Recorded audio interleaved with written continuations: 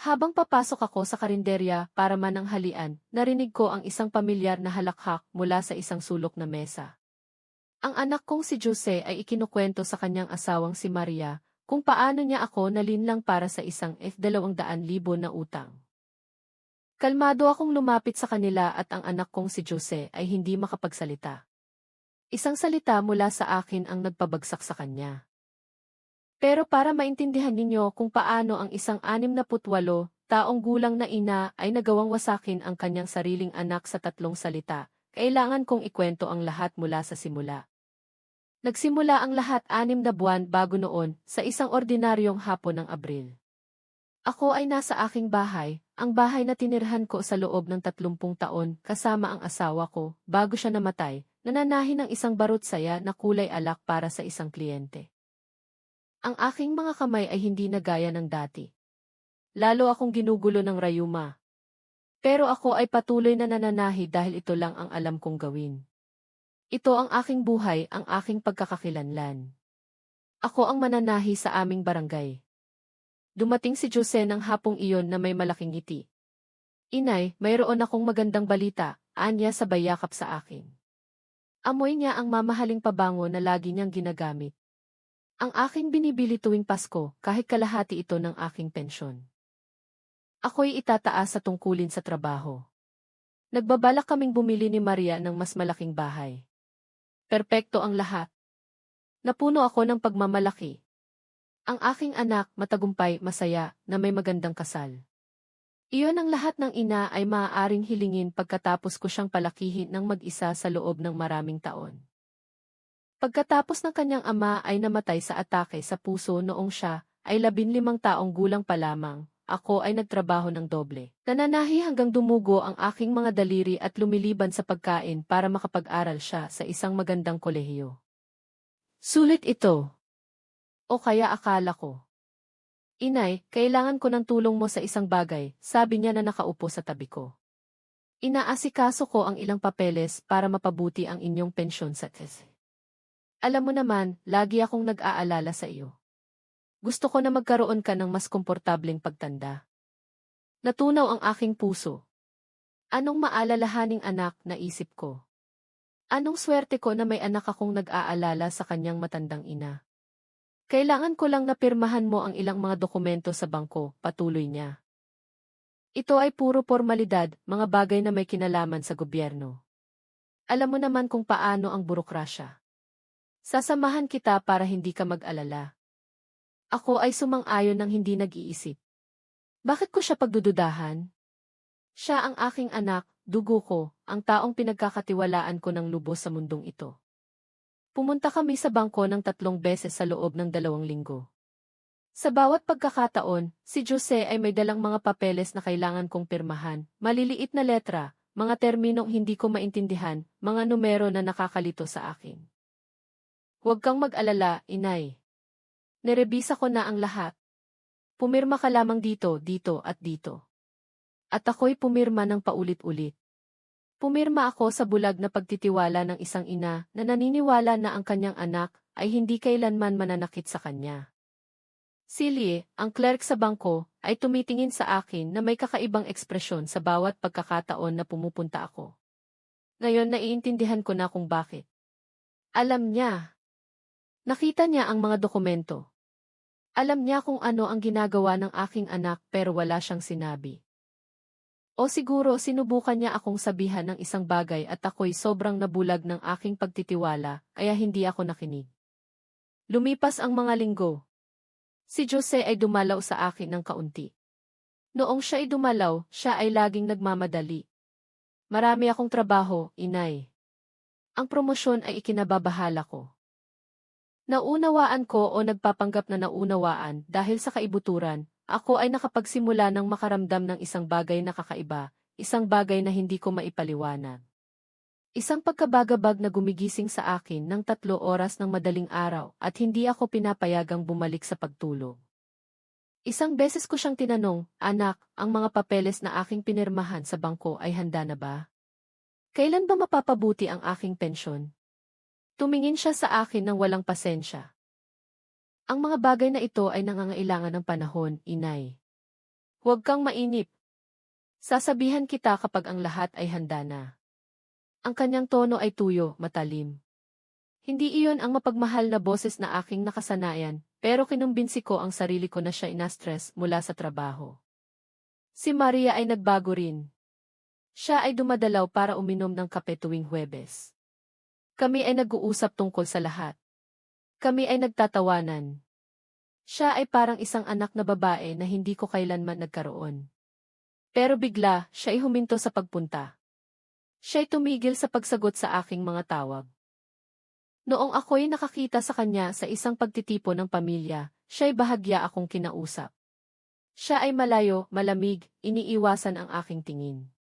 Ako'y nagtataka kung ano ang aking nagawang mali. Ang aking buhay ay nagpatuloy sa isang simpleng gawain. Ako'y gumigising ng maaga, nag-aalmusal na nag-iisa sa malaki, walang laman kong kusina, nananahin ng maraming oras, nanonood ng kaunting telebisyon sa gabi at ako'y natutulog na nagtataka kung bakit ang aking anak ay hindi na ako tinatawagan tulad ng dati. Ang mga araw ng Martes ang paborito kong araw. Ako'y lumalabas para mananghalian ng nag-iisa sa isang maliit na karinderya sa Maynila. Hindi ito magarbo, pero masarap ang pagkain at gusto kong panoorin ang mga taong dumaraan. Noong Martes ng Oktubre, ang Martes na babago sa lahat, ako'y naghanda tulad ng dati. Ako'y nagsusuot ng aking kulay kremang damit, ang isa na nagpapadama sa akin na presentable ako. Maingat kong sinuklay ang aking buhok, kinuha ang aking pitaka at umalis sa bahay. Ang karinderya ay 20 minutong lakad. Gusto kong maglakad. Ako'y pinananatiling aktibo, pinadarama sa akin na ako'y kapaki-pakinabang pa rin, na maaari ko pa ring alagaan ang aking sarili. Ako ay dumating sa karinderya ng 12 oras 30 minuto ng pananghalian. Ito'y medyo matao. Itinulak ko ang pintuan at pumasok. Ang lamig ng aircon ay dumampi sa aking mukha. Ang bulong-bulungan ng mga usapan ay pumalibot sa akin. At pagkatapos narinig ko ito. Ang halakhak na iyon, ang halakhak ni Jose. Ito'y nanggagaling sa sulok na mesa sa likuran ng karinderya. Ang aking puso ay lumukso sa kagalakan. Ang aking anak ay nandito. Anong kahangahangwang pagkakataon? Maaari naming ipagsabay ang pananghalian. Pero pagkatapos narinig ko ang mga salita. Ang mga salita na sumira sa aking mundo sa isang segundo. Hindi niya maiintindihan ang kahit anong bagay. Si inay ay sobrang tanda na. Kumuha ako ng utang sa kanyang pangalan at siya ay hindi man lang napagtanto. Ako'y nagyelo sa pasukan ng karinderya. Ang aking mga paa ay tumigil sa pagtugon. Ang aking pitaka ay nadulas mula sa aking balikat at kailangan kong kunin ito bago pa bumagsak sa sahig. Ang aking mga kamay ay nanginginig. Ang buo kong katawan ay nanginginig. Pero hindi ako makagalaw. Hindi ako makahinga. Hindi ko maproseso kung ano ang aking narinig. 200,000 na utang sa aking pangalan nang hindi ko nalalaman. Si Maria ay nagpakawala ng isang halakhak, isang masaya, walang alalahanin na halakhak, na para bang sila ay nag-uusap tungkol sa isang bagay na walang halaga. At paano kung malaman niya? Mahal, ano ang iyong gagawin? Ang kanyang boses ay tumunog na parang mapaglaro, kasabwat. Walang bahid ng tunay na pag-aalala sa kanyang mga salita. Ito ay isang katanungang walang sagot. Alam na niya ang sagot. Si Jose ay tumugon na may kumpiyansa na tumagos sa akin na parang isang kalawang na kutsilyo. Hindi niya malalaman. Siya ay nagtitiwala sa akin na parang isang tanga. Lagi naman. Pinirmahan niya ang lahat ng hindi man lang binabasa. Mas madali pa kaysa sa inakala ko. Siya ay tumawa. Ang aking anak ay tumawa sa akin, sa aking tiwala, sa aking pag-ibig, sa aking katangahan. Nakaramdam ako ng pisikal na sakit sa aking dibdib, na para bang mayroong pumipigas sa aking puso gamit ang kanilang mga kamay. Isang malamig na pawis ay dumaloy sa aking likod. Ang mga ilaw sa karinderya ay naging masyadong maliwanag, ang mga ingay ay masyadong malakas. Ang lahat ay umiikot sa paligid ko. Naisip ko na ako'y mahihimatay sa pasukan sa harap ng lahat ng taong mapayapang kumakain, na hindi alam na ang aking buhay ay sumabog sa 1,000 piraso. Ako'y sumandal sa dingding. Kailangan ko ng isang bagay na matatag na makakapitan dahil ang aking mga paa ay hindi na kaya. Ipinikit ko ang aking mga mata sa isang segundo. Isang segundo lang. Sinubukan kong kumbinsihin ang aking sarili na mali ang aking narinig, na ang aking imahinasyon ay pinaglalaruan ako, na ang aking anak, si Jose, ay hindi magagawa ang isang bagay na tulad nito. Pero noong iminulat ko ang aking mga mata at tumingin sa kanto ng mesang iyon, ang katotohanan ay tumama sa akin ng may buong puwersa. Naroon siya, si Jose, ang aking anak, na may kanyang perpektong plansadong barong Tagalog, ang kanyang mamahaling relos na kumikinang sa kanyang pulso, ang kanyang buhok na nakasuklay paatras gamit ang gel na lagi niyang ginagamit. Mukha siyang matagumpay, masagana, masaya at ito'y kasinungalingan. Ito'y isang maskarang itinayo sa aking sakit. Tinaas ni Maria ang kanyang baso ng San Miguel beer. Ang madilim na kulay ng alak ay umikot sa kanyang baso habang nagtataas siya ng toast. Para sa ating future na restaurant, mahal ko, ang iyong ina ay gumagawa sa amin ng malaking pabor nang hindi nalalaman. Ang generous niya. Ang panunuya sa kanyang boses ay sinunog ako. Sila ay nanlilibak sa akin. Sila pareho ang nagkakasabwat. Ipinagdiwang ni Jose ang kanyang baso sa kanya. Para sa ating mga pangarap, mahal. Sa wakas magkakaroon tayo ng lugar na lagi nating gusto. Nahanap ko na ang perpektong lugar sa Baguio.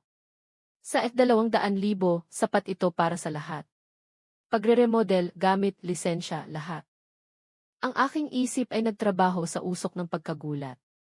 Sa 200,000. Ang utang sa aking pangalan, ang pagdalaw sa bangko, ang mga papel na aking pinirmahan nang hindi nagbabasa. Ang lahat ay nagsimulang magkasya tulad ng isang malaking palaisipan. Ang bawat piraso ay bumagsak sa lugar at nagpapakita ng isang kakilakilabot na larawan na ako'y tumangging makita. Ang 3 beses na kami ay pumunta sa bangko, ang mga dokumento na may maliliit na letra. Silye, ang clerk, na tumitingin sa akin na may ekspresyong naiintindihan ko na ngayon na awa. Minadali ako ni Jose. Pumirma ka dito, inay. At dito, at dito. Ito'y puro formalidad. Pumirma ako na parang isang tanga. Katulad ng sinabi niya. Si Maria ay sumipsip ng serbesa at nagtanong, at ang mga bayarin? Iyan ay malaking pera, Jose. Paano mo iyon babayaran? Mayroong tunay na pag-aalala sa kanyang boses ngayon. Hindi para sa akin, syempre. Para sa kanila, para sa kanilang plano, para sa kanilang future na itinayo sa aking mga guho. Si Jose ay nagkibit balikat ng walang pakialam na nagpalamig sa aking mga buto. Ang mga bayarin ay darating sa kanyang bahay. Ito ay katumbas ng S3,000 kada buwan. Halata naman, hindi niya ito babayaran sa kanyang kakarampot na pensyon sa TEF. Pagkatapos ng 3 o 4 na hindi nabayarang buwan, sisimula ng bangko ang proseso ng foreclosure. Foreclosure. Ang mga mata ni Maria ay lumaki dahil sa pagkukunwaring pagkaalarma. Kukunin nila ang kanyang bahay? Eksakto. Sinaksak ni Jose ang isang piraso ng manok gamit ang kanyang tinidor at isinubo ito sa kanyang bibig, kumakain ng kalmado habang pinaplano ang aking pagwasak. Ang bahay ay nasa kanyang pangalan. Ito lamang ang nag-iisang mahalagang bagay na mayroon siya. Kukunin ito ng bangko para mabawi ang utang at magkakaroon na tayo ng restaurant sa panahong iyon. At saan titira ang iyong ina? Ang tanong ni Maria ay tumunog na may pagkausyoso, hindi pag-aalala. Parang may isang taong nagtatanong kung anong mangyayari sa isang lumang piraso ng gamit na kailangan mong itapon. Pinunasan ni Jose ang kanyang bibig gamit ang kanyang napkin. Hindi ko alam. May mga bahay para sa mga matatanda na pinapatakbo ng gobyerno. O siya'y maaaring tumira sa ilang malayong pinsan. Ito'y hindi ko problema, mahal. Siya ay nabuhay na sa kanyang buhay. Ngayon ang atin namang pagkakataon na mamuhay. Kumuha siya ulit ng isa pang sipsip sa kanyang inumin. Bukod pa rito, ang bahay na iyon ay masyadong malaki para sa kanya ng mag-isa. Siya lamang ay nananatili roon na nananahi na parang isang malungkot na matandang babae. Isang pabor. Siya ay gumagawa sa akin ng isang pabor sa pamamagitan ng pag-iiwan sa akin na walang tirahan. Sa pagnanakaw sa akin ang lahat ng mayroon ako, sa pamamagitan ng pagpapalit sa akin sa isang mahirap na 68 taong gulang. Iyon ay isang pabor sa kanya. Ang mga luha ay nagsimulang dumaloy sa aking mga pisngi nang hindi mapigilan, mainit, mapait, tahimik. Pero hindi ako gumawa ng anumang ingay. Hindi ako sumigaw. Hindi ako umiyak. Hinayaan ko lamang silang mahulog habang ang aking puso ay nasira sa maliliit na piraso. Si Maria ay tumawa muli. Ang sama mo, Jose. Pero ikaw ay tama. Hindi tayo maaaring manatiling nakakulong dahil sa mga matatanda. Ang aking ina ay katulad din laging nagrereklamo, laging nangangailangan ng atensyon. Minsan kailangan mong maging praktikal. Praktikal. Iyan ang salita na kanilang ginamit para bigyang katwiran ang kalupitan. Eksakto, sagot ng aking anak. At ang pinakamagandang parte, hindi niya pagdududahan na ako ang gumawa nito. Iisipin niya na ito'y pagkakamali sa bangko o internet scam o isang bagay. Hindi niya maiisip na ang kanyang mahal na munting anak ay nilinlang siya. Sa kanyang isip, ako'y sobrang perpekto para gumawa ng kahit anong mali. Ang panlilibak sa kanyang boses ay hinati ako sa dalawa. Siya ay tama. Hindi ko pagdududahan. Hindi sa 1,000,000 taon. Kung hindi ako pumasok sa karinderyang iyon sa eksaktong sandali, kung hindi ko sila narinig, ako'y mananatiling bulag hanggang dumating ang unang paalala sa pagbabayad ng utang sa aking bahay. At kahit sa panahong iyon, malamang ako'y tatawag kay Jose para humingi ng tulong. At siya ay darating na may kanyang peke, nag-aalalang mukha na sinasabi sa akin na ito'y pagkakamali sa bangko, na kanya itong aayusin, habang ako'y inilulubog ng mas malalim sa kanyang bitag. May nasira sa aking loob sa sandaling iyon. Hindi ang aking puso. Iyon ay durog na. Ito ay isang bagay na mas malalim. Ito ang imahe ko sa aking sarili, ang mabait na Elena, ang mapagtiwalang Elena, ang Elena na naniniwala sa walang pasubaling pag-ibig sa pagitan ng ina at anak. Ang babaeng iyon ay namatay roon, nakasandal sa dingding ng isang karinderya, nakikinig sa kanyang anak na pinaplano ang kanyang pagguho habang kumakain ng isang adobo na maaaring katumbas ng aking kinikita sa 1 linggo ng pananahi. Pero mula sa mga abo, isinilang ang isang bagong Elena. Isa na may dilat na mga mata, isa na may galit sa kanyang mga ugat sa halip na dugo, isa na hindi na magiging isang biktima. Pinunasan ko ang aking mga luha gamit ang likod ng aking kamay. Huminga ako ng malalim, pinupuno ang aking mga baga ng malamig na air-conditioned na hangin at ako'y gumawa ng desisyon. Kinapa ko ang aking cellphone sa aking pitaka. Ang aking mga kamay na clumsy, nababago sa pamamagitan ng taon ng rayuma at paghihirap sa trabaho, ay nanginginig kaya't halos hindi ko ito makapitan. Pero nagawa ko. Hinugot ko ang cellphone mula sa aking pitaka na may nanginginig na mga kamay. Ang screen ay umilaw at sa isang sandali tinitigan ko ito, hindi alam kung anong gagawin. Ako ay hindi naging magaling sa teknolohiya. Laging ako'y pinagtatawanan ni Jose dahil doon. Inay, ikaw ay isang kalamidad sa iyong cellphone, sasabihin niya sabay tawa.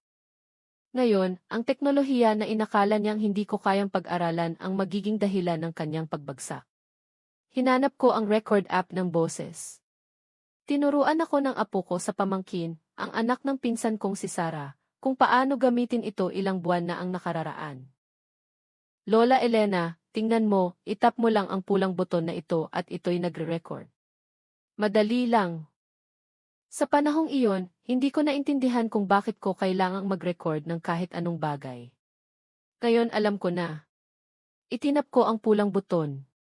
Ang isang maliit na timer ay nagsimulang umandar sa screen. Ito ay nagre-record. Palihim kong tinaas ang aking cellphone, itinutok sa sulok na mesa kung saan ang aking anak at kanyang asawa ay patuloy na nag-enjoy ng kanilang pananghalian. Sila ay hindi alam ang aking presensya. Sila ay malapit lang, mga 30 feet ang layo. Ang kanilang mga boses ay malinaw at nakakapahamak. Si Jose ay humiwa ng isa pang piraso ng chicken adobo at habang humunguya ay nagpatuloy sa pagsasalita. Ang bangko ay idineposito ang pera sa isang account na aking binuksan 2 buwan na ang nakalipas. Account sa aking pangalan? Halata naman. Hindi iyon ma-access ni inay. Nailipat ko na ang i-50,000 para sa deposito sa bagong espasyo. Naghihintay ang may-ari na pirmahan ko ang kontrata bukas. Ang aking paghinga ay naging hindi regular. 50,000. Gumastos na siya ng i-50,000 ng ninakaw na pera, ng aking pera dahil kahit na hindi ko pinahintulutan, kahit na wala akong alam, ang utang na iyon ay nasa aking pangalan. Ako ang responsable. Ako ang magbabayad. Ako ang mawawala ng lahat. Si Maria ay pumalakpak ng mahina, ang kanyang mga kamay ay gumagawa ng tuyong tunog na nakakairita sa aking mga nerbiyos. Sobrang proud ako sa iyo, mahal. Alam ko naman na ikay matalino, pero lampas ito sa aking mga inaasahan. At ang mga permit ng restaurant ay na-process na iyan, sagot ni Jose na may ipinagmamalaking boses na alam ko. Parehong boses na kanyang ginamit para ikwento sa akin tungkol sa kanyang mga nagawa noong bata pa siya. Nang siya'y nanalo ng award sa school, nang siya'y nakuha ang kanyang unang trabaho, nang siya'y nagpakasal. Ako'y laging ipinagmamalaki siya at ngayon ang pagmamalaki ay naging abo sa aking bibig. Kalkulado ko ang lahat ng perpekto, patuloy ng aking anak. Sa 6 na buwan ang restaurant ay tatakbo na. Sa 1 taon, tayo'y kikita na para magkaroon ng maayos na buhay at si inay ay nasa isang cheap nursing home na sinusubukang alamin kung ano ang nangyari sa kanyang bahay. Siya ay tumawa. Ang halakhak na iyon ay bumagsak sa aking mga tainga. Ang pinakamagandang parte ay ayon sa batas wala akong ginawang mali. Siya ay pumirma sa lahat. Ang kanyang pirma ay nasa bawat dokumento. Kung may magtanong, tinulungan ko lang siya sa mga papeles dahil hindi niya naunawaan ang mga bagay na ito. Si Maria ay tumingin sa kanya na may paghanga.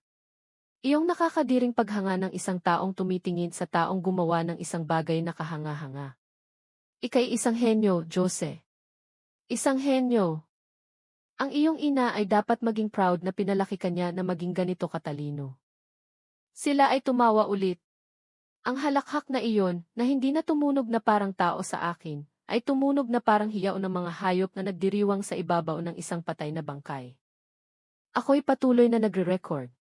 Bawat salita, bawat halakhak, bawat detalye ng kanilang makob na plano ay narehistro sa maliit na device na aking hawak na may mga kamay na hindi na masyadong nanginginig.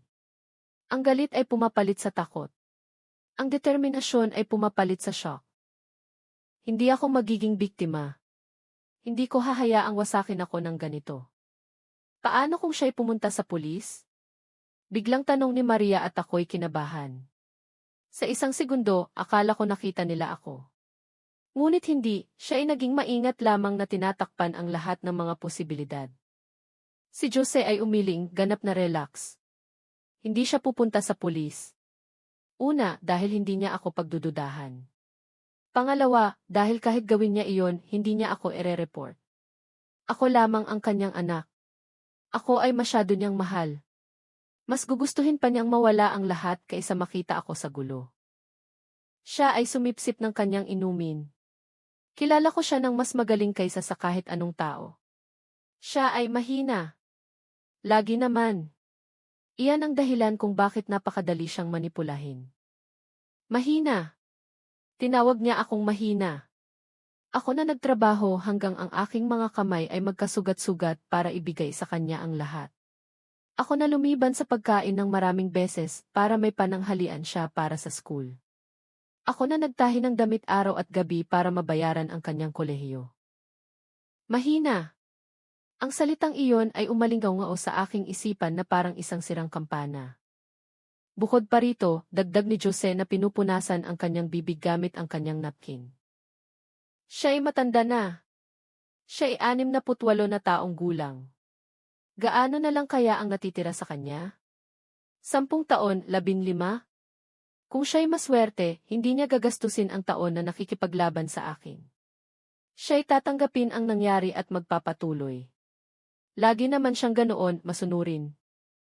Ang perpektong ina na hindi nagtatanong ng kahit ano. Si Maria ay bumuntong hininga na may kasiyahan. Sana kasing dali ng iyong pamilya ang akin. Ang aking kapatid ay hindi ako tinitigilan, laging humihingi ng pera. Ang iyong ina, sa kabilang banda, ay isang sweetheart. Hindi kailanman humihingi ng kahit anong bagay. Hindi nanggugulo sa kahit na sino. Laging nandyan kapag kailangan mo siya. Ang panunuya sa kanyang mga salita ay pinakuyom ang aking mga ngipin. Laging nandyan kapag kailangan mo siya. Laging nandyan para pag nakawan, dayain, gamitin. Iyon ang dahilan kung bakit ko siya pinili para dito, sabi ni Jose na may isang lamig na nagpayelo sa akin. Alam ko na siya ang perpektong target. Siya'y nagtiwala sa akin ng bulag. Siya'y may bahay na walang mortgage na maaaring magsilbing collateral. Siya'y walang naunawaan tungkol sa pananalapi o bangko. Siya ang ideal na biktima. Ideal na biktima. Iyon ang paraan na ako'y nakita ng aking anak. Hindi bilang kanyang ina. Hindi bilang babaeng nagbigay sa kanya ng buhay. Bilang isang ideal na biktima. Ang serbidor ay lumapit sa kanilang mesa. Gusto niyo bang umorder ng dessert? Tanong niya na may magalang na boses ng isang taong ginagawa ang kanyang trabaho, na hindi alam na siya'y nagsisilbi sa dalawang halimaw. Si Jose ay tumango. Dalahan mo kami ng chocolate cake para paghasyan at 2 kape. Ang serbidor ay itinala at lumayo. Ang lahat ay napaka-normal. Ang lahat ay napaka-simple. Habang ang aking mundo ay gumuguho, sila ay nag-order ng dessert. Tumingin ako sa timer ng aking cellphone. Ako'y nagre-record na sa loob ng 8 minuto. 8 minuto ng isang buong pagtatapat. 8 minuto ng hindi matututulang ebidensya. 8 minuto na babago sa lahat. Pero hindi ako maaaring huminto roon. Kailangan ko ng mas marami. Kailangan kong marinig ang lahat. Kailangan kong lubos na maunawaan ang magnitude ng kanilang ginawa sa akin. Si Maria ay sumandal, ibinababa ang kanyang boses ng bahagya, pero hindi sapat para hindi ko marinig. At anong gagawin mo kapag nagsimula siyang makatanggap ng mga liham mula sa bangko? Ang paalala sa pagbabayad, ang notice ng default, lahat ng iyon? Siya'y magpapanik. Si Jose ay nagkibit-balikat ng walang pakialam. Hayaan mo siyang magpanik. Sa panahong naunawaan niya ang nangyari, magkakaroon na tayo ng restaurant na tumatakbo at gumagalaw na ang pera. Hindi niya na magagawa ang kahit ano. Ang utang ay nasa kanyang pangalan. Ang mga pirma ay kanya. Kahit patunayan niya na tinulungan ko siya sa mga papeles. Hindi iligal na tulungan ang iyong ina sa mga form sa bangko. Ika'y masama, sabi ni Maria. Pero hindi ito isang pagsisermon. Ito'y isang papuri. Sinabi niya ito na may ngiti, na may paghanga, tulad ng isang taong nagsasabi sa kanyang partner na sila ay gwapo o matalino. Masama. At siya'y mahal niya dahil doon. Sila pareho ay magkatulad. 2 ahas na nagpulupot sa isa't isa. Ang serbidor ay bumalik na may dalang cake at kape. Kanya itong inilagay sa mesa ng maingat. Si Jose ay nagpasalamat ng hindi talaga tinitingnan. Ang mga taong tulad ng aking anak ay hindi talaga nakikita ang taong nagsisilbi sa kanila, katulad ng hindi niya talaga ako nakita. Nakita niya lamang kung ano ang kanyang makukuha, kung ano ang kanyang magagamit, kung ano ang kanyang mananakaw. Si Maria ay pumick up ng tinidor at humiwa ng isang piraso ng cake. Nilasap ni Maria ang cake na nakapikit ang kanyang mga mata, na para bang iyon ang pinakamasarap na bagay na kanyang natikman. Ito'y kahanga-hanga, bulong niya. Kapag mayroon na tayong restaurant, kailangan nating kumuha ng pastry chef na kasinggaling nito. Ang aming restaurant. Ang aking pera. Ang aking pagkasira ay naging kanilang panaginip.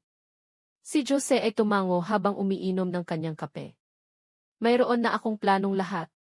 Ang menu, ang dekorasyon, pati na rin ang pangalan. Tatawagin natin itong Maria Clara bilang tribute sa iyo, mahal. Siya ay pumalakpak na may excitement, ang kanyang mga mata ay kumikinang tulad ng isang bata sa Pasko. Isang restaurant na itinayo sa mga guho ng aking buhay, na may pangalan ng babaeng tumulong para wasakin ako. Ang panunuya ay sobrang lupit kaya't ako'y halos natawa. At ang mga empleyado, tanong ni Maria. Kailangan natin ng mga taong mapagkakatiwalaan. Hindi tayo maaaring basta kumuha ng kahit sino. Ako'y nakipag-usap kay Leo. Ang aking kaibigan mula sa trabaho. Mayroon siyang karanasan sa restaurant at naghahanap ng pagbabago. Inalok ko siya ng posisyong manager. Ako'y nakipag-ugnayan din kay Rachel. Naaalala mo siya? Ang isa na nag-aral ng culinary arts. Siya ay payag na maging head chef natin. Si Jose ay nagsalita ng may sobrang enthusiasm kaya siya'y tumunog na parang isang lehitimong negosyante na nagdi-discuss ng isang matapat na transaksyon. Hindi isang magnanakaw na pinaplano kung paano gagastusin ang perang ninakaw mula sa kanyang ina. Ako'y patuloy na nagre-record kahit ang bawat salita ay sumasakit na parang saksak ng sugat. Ang aking cellphone ay nagre-record na sa loob ng 12 minuto. 12 minuto na nagdodokumento ng pinakamalaking pagtataksil sa aking buhay. Pero kailangan ko ng mas marami. Kailangan kong marinig ang lahat. Kailangan kong lubos na maunawaan ang laki ng kanilang ginawa sa akin. Ako'y nag-aalala tungkol sa isang bagay, sabi ni Maria nang biglaan na inilapag ang kanyang tinidor sa plato. Ang kanyang mukha ay nagpakita ng pag-aalala sa pagitan ng kanyang mga kilay. Paano kung ang nanay mo ay hindi kayang magbayad at siya'y isyure ng bangko? Paano kung mapunta tayo sa isang legal na proseso? Si Jose ay umiling na ganap na kalmado. Tayo ay hindi masasali sa kahit ano. Kanya ang utang. Kanya ang mga obligasyon. Hindi tayo umiiral sa anumang papel.